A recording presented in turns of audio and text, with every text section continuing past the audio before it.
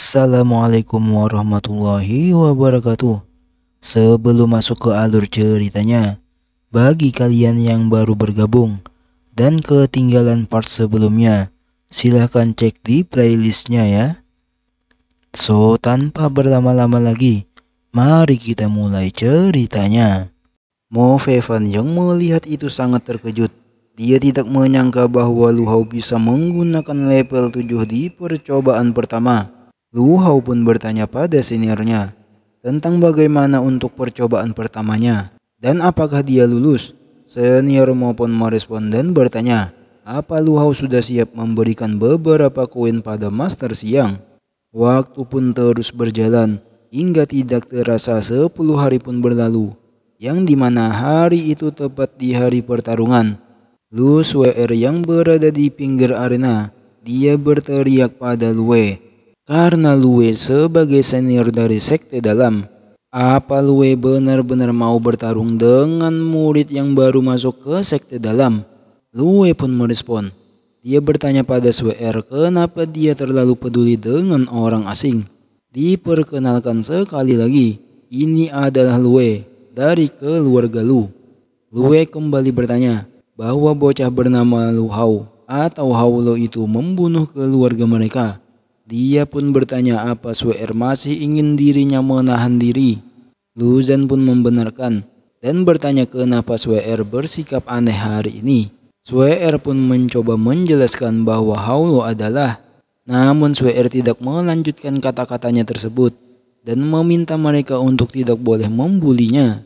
Terlihat Lu Hao dari belakang menyapa Suer. Yo, gadis yang membantunya sebelumnya untuk membeli batu.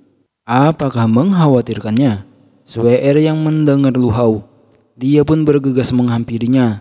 Dia bertanya apa yang Lu Hao lakukan di sini dan memintanya untuk cepat kembali karena menurut Suer, Lue itu sangat kuat. Lu Hao pun menghapus air mata Suer dan memintanya agar tidak khawatir dan berjanji bahwa dia tidak akan kalah di pertarungan ini. Lue pun mendengus dan berkata pada Lu Hao untuk jangan harap bisa menang darinya. Meski pertarungan ini bukan pertarungan hidup mati, aturannya adalah selama tidak membahayakan nyawa, mereka bisa melakukan apapun yang mereka mau. Jadi, Lue pun bertanya pada Lu Hao, apa Lu Hao sudah siap untuk menghadapi tantangan tersebut? Atau apa Lu Hao ingin menyerahkan seni bela diri yang Lu Hao curi dari keluarga Lu mereka sebelum Lu Hao menjadi cacat? Suer yang mendengar itu pun sangat terkejut. Di sisi lain, Luzan dan Luo sangat setuju. Mereka meminta Lue menghajar Lu Hao. Namun Lu Hao yang mendengar ancaman tersebut, dia pun tersenyum dan menganggap itu sangat konyol karena Lue berpikir sudah menang bahkan sebelum bertarung. Lu Hao pun mengejek Lue yang seperti anjing yang sedang bermimpi di siang bolong. Lue pun merespon dengan mengatakan jika Lu Hao cukup arogan seperti yang dirumorkan. Lue menyiapkan serangannya. Dia berkata akan mengincar tangan kiri Lu Hao dengan serangan pertamanya. Lue pun menyerang dengan tombaknya. Luzan dan Luo yang melihat itu, mereka sangat bersemangat. Luzan tidak menyangka jika saudaranya akan langsung menggunakan ki. Lu Hao sudah tamat, ucap Luo. Suer hanya bisa menutup matanya. Di arena, terlihat Lu Hao yang menghindari serangan tersebut dengan sangat cepat, yang membuat Lue terkejut. Dan bam! Tinju Lu Hao menghantam dagu Lue, yang membuatnya langsung terbang dan mengeluarkan erangan kesakitan. Tubuh Lue menghantam tanah arena hanya dengan satu gerakan. Lu Hao pun berkata, jika Lue tidak layak mengatakan hal sebelumnya. Luzan dan Luo sangat terkejut dengan apa yang mereka lihat. Dan Suer matanya berbinar melihat Lu Hao berhasil di pertukaran pertama. Lue pun bangkit dan menyeka darah di sudut bibirnya. Dia menyuruh mereka untuk tidak panik karena ini cuma tes kecil. Lue tidak menyangka jika Lu Hao punya sedikit kemampuan dan kembali bersiap jika serangan kali ini dia akan memotong kaki Lu Hao. Lue pun menggunakan tekniknya yang bernama Dragon Slaying Thrust. Lue berkata, bahwa itu adalah teknik level Pharaoh dari Dragon Slaying Truce. Lu Zhan menambahkan bahwa gerakannya tidak bisa ditahan bahkan jika Qi Lu Hao level 8 dan memastikan jika Lu Hao sudah tamat. Namun yang terjadi di arena tidak seperti apa yang mereka pikirkan. Lu Hao meninju tombak tersebut hingga membuatnya terbelah beberapa bagian. Dan serangan tinju Lu Hao tersebut berlanjut hingga menghantam wajah Lue. Lue kembali terlempar dan menghantam permukaan arena. Masih dengan hasil yang sama dan ekspresi terkejut yang sama diperlihatkan oleh Lu Zhan dan Luo. Sementara SWR sangat senang melihat Lu Hao kembali berhasil mengalahkan Lue. Kembali ke arena, Lue perlahan bangkit lagi. Dia kembali mengatakan hal yang sama agar tidak terlalu panik. Dia menganggap Lu Hao cuma mengambil keuntungan dari dirinya yang kurang fokus. Dia meminta mereka melihatnya lagi, bagaimana dia akan menghajar Lu Hao tepat di wajahnya. Sementara dia berkata begitu, Lue seperti tidak sadar akan wajahnya yang sudah babak belur. Dan tepat setelah itu, Lu Hao mengangkat satu kakinya. Dengan ekspresi datar dia mencibir Lue. Dengan serangan kaki tersebut, membuat wajah Lue terkubur di arena. Bersamaan dengan perkataan Lu Hao yang menunjukkan bahwa seperti inilah cara menampar wajah seseorang dengan benar. Lue pun berteriak kesakitan akan wajahnya. Lu Hao dia kembali mengejek Lue dengan berkata jika dia baru pemanasan dan Lue sudah tidak bisa mengatasinya. Lue hanya bisa mengatupkan giginya. Akibat perkataan Lu Hao tersebut, Lue menganggap itu mustahil. Jika ternyata Lue kalah dan dihajar oleh Lu Hao, dengan kemarahannya yang sudah memuncak, Lue menghantam permukaan datar arena yang membuat Lu Hao mundur menjaga jarak. Dia mengatakan bahwa dia tidak berniat menggunakan kemampuan penuhnya melawan orang yang baru berada di level 3. Namun Lu Hao benar-benar membuatnya marah. Dia berjanji akan menyiksa Lu Hao sampai Lu Hao meminta kematian jauh lebih baik. Luo yang melihat senjata yang digunakan Lue, dia sangat terkejut karena senjata itu berkualitas superior. Lu Zhan juga menambahkan, senjata kualitas superior yang keluar dari ruang penyimpanan Lue muncul seperti angin. Memiliki senjata kualitas tinggi bisa meningkatkan kultivasi sebanyak 1 level, tapi untuk orang kuat itu bahkan bisa meningkatkan sampai 3 level. Luo menambahkan, terlebih dengan seni bela diri level Pharaoh miliknya, Lu Hao tidak akan mati, tapi pasti akan cacat. Lue kembali menghunuskan tombaknya seraya berkata jika Lu Hao berhasil memprovokasinya, dan kali ini Lue akan memberi pukulan yang keras. Lu Hao yang dihadapkan dengan serangan ganas tersebut, dia tidak takut sedikit pun. Namun SWR mulai khawatir karena serangan tersebut memiliki kekuatan yang sangat besar dan meminta Lu Hao berhati-hati. Lu Hao dia tersenyum karena kekuatan Holy Martial Realm tidak bisa mengancamnya. Dia pun bergumam, tapi selama beberapa hari ini untuk memastikan kemenangan dalam pertarungan, Lu Hao sudah menerobos Truki level 5 dengan menggunakan Earth Profound Stone. Setelah menghindari serangan tersebut, Lu Hao mulai mengeluarkan tekniknya. Dia merasa sebagai orang yang sudah terlibat dalam pertarungan yang bisa melampaui level beberapa skill level bumi. Kekalahan Lue tidak bisa dihindari. Terlihat Lu Hao menggunakan teknik barunya. Serangan tersebut menyebar ke segala arah dan mencabik-cabik Lue yang menjadi targetnya. Efek serangan tersebut pun mempengaruhi sampai keluar arena. Tidak berselang lama, setelah jarak pandang semua orang kembali, terlihat Lue yang kembali membentur permukaan arena, yang membuat semua orang terkejut kembali. Dengan kekalahan Lue untuk pertukaran tersebut, Lu Zhan dan Luo, mereka berkeringat dingin. Tubuh mereka bergetar ketakutan.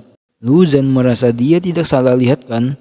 Dia bertanya, sejak kapan Lu Hao berada di Truki level 5? Luo menimpali, jika skill Lu Hao barusan. Dia pun menebak, mungkinkah itu teknik legendaris yang hilang dari seorang master yang memiliki rank Earth Intermediate bernama Celestial Horizon.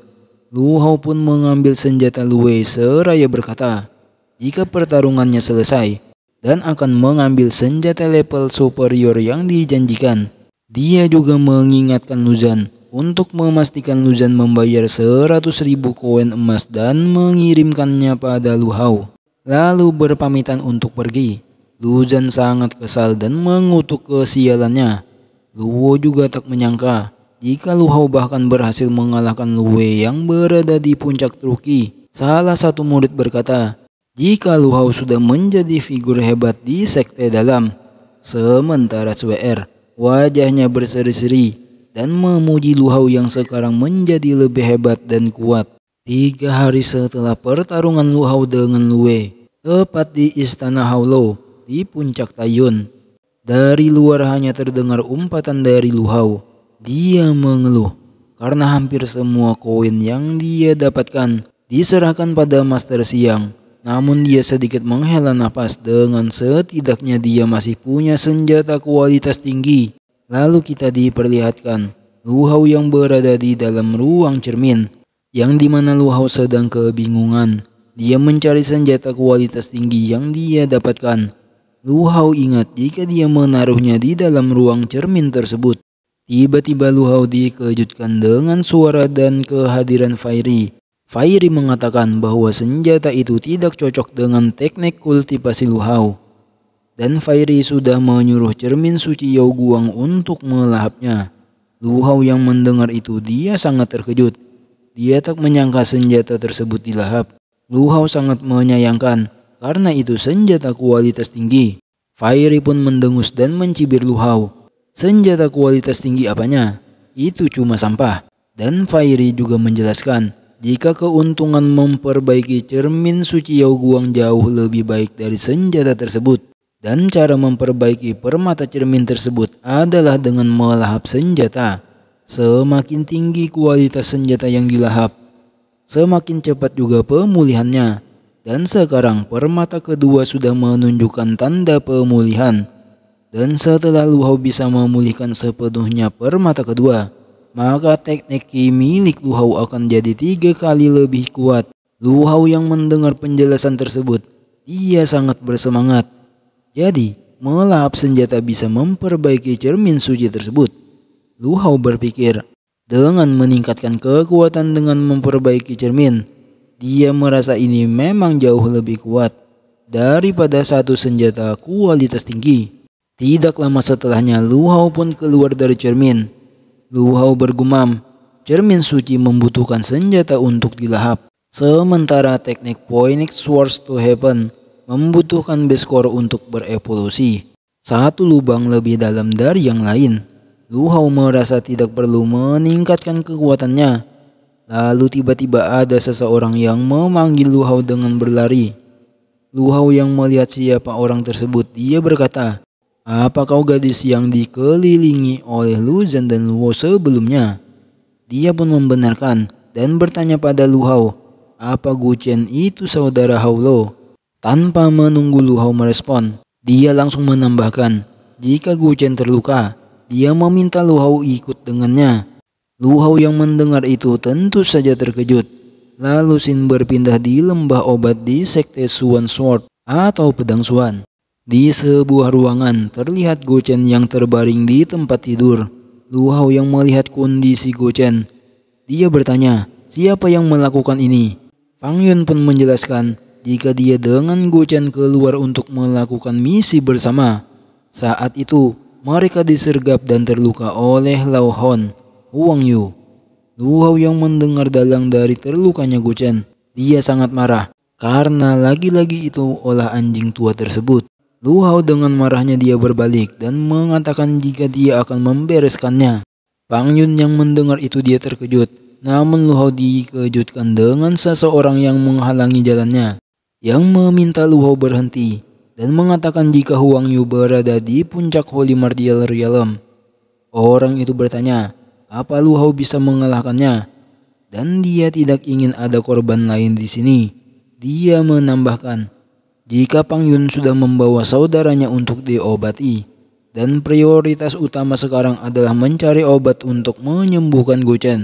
Lalu diperkenalkan, orang tersebut adalah perwakilan lembah obat. Murid dalam bernama Xiao Hong. Lu Hao pun bertanya-tanya siapa orang di depannya. Lalu Pang Yun pun memperkenalkan jika saudari tersebut adalah Xiao Hong dari lembah obat dan orang yang akan mengobati Gu Chen.